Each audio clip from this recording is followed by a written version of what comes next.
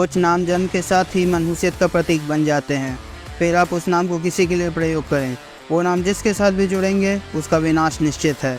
इसी मनहूसियत भरे नाम का प्रमुख उदाहरण है हिंडनबर्ग।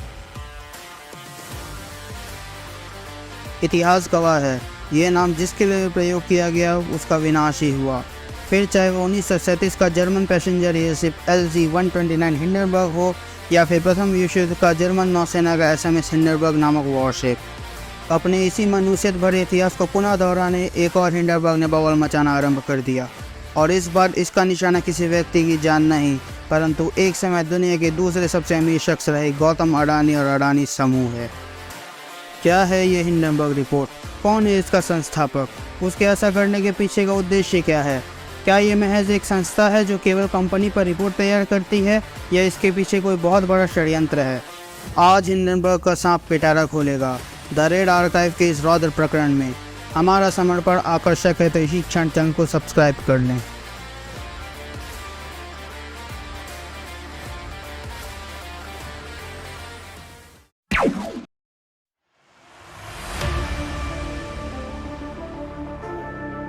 हिंडनबर्ग रिसर्च एक यूएस इन्वेस्टमेंट रिसर्च फर्म है जो एक्टिविस्ट शॉर्ट सेलिंग में माहिर है और निकोला, क्लोवर हेल्थ, ब्लॉक और अडानी जैसी कंपनियों पर अपनी विस्फोटक रिपोर्टों के लिए सुर्खियों में है।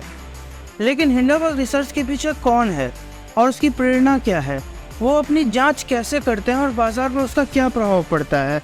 और सबसे महत्वपूर्ण बात, क्या वे धोखाधड़ी को उजागर कर रहे हैं या इसे बना रहे हैं? आइए जानते हैं। तो हिंडनबर्ग रिसर्च अपनी रिपोर्ट कैसे तैयार करता है?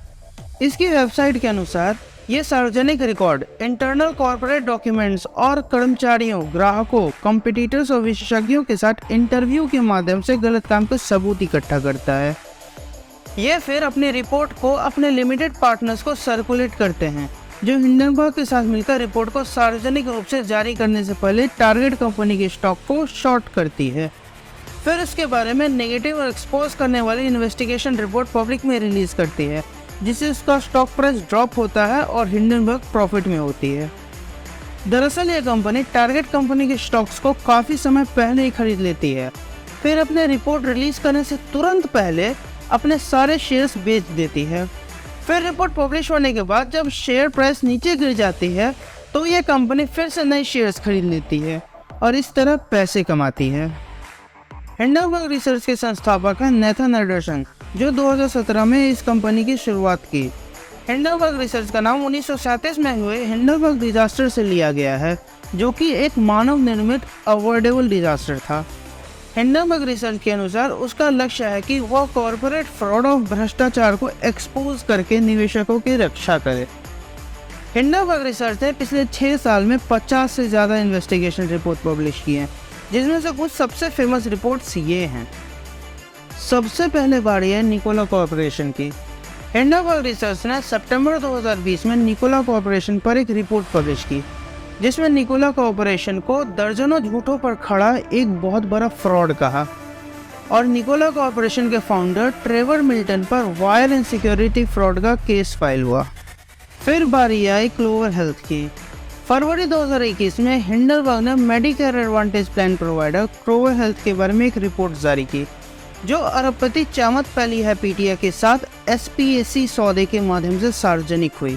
रिपोर्ट में दावा किया गया कि क्लोवर हेल्थ ये खुलासा करने में विफल रहा कि वह रिश्वत, मार्केटिंग प्रैक्टिसेस और अनडिस्क्लोज रिलेटेड पार्टी ट्रांजैक्शन जैसे अलग अलग मुद्दों के लिए न्याय विभाग द्वारा जांच के अधीन था।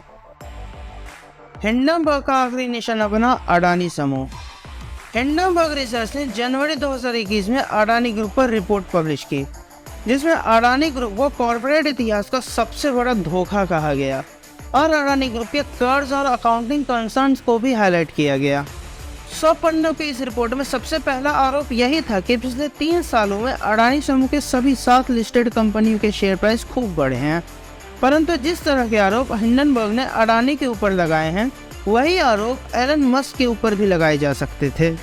हिंडनबर्ग के अनुसार अडानी ने स्टॉक मैनिपुलेशन किए हैं, वो भी दशकों से, और अडानी के ऑडिट पर भी सवाल उठाए हैं उसके टीम साइज को लेकर।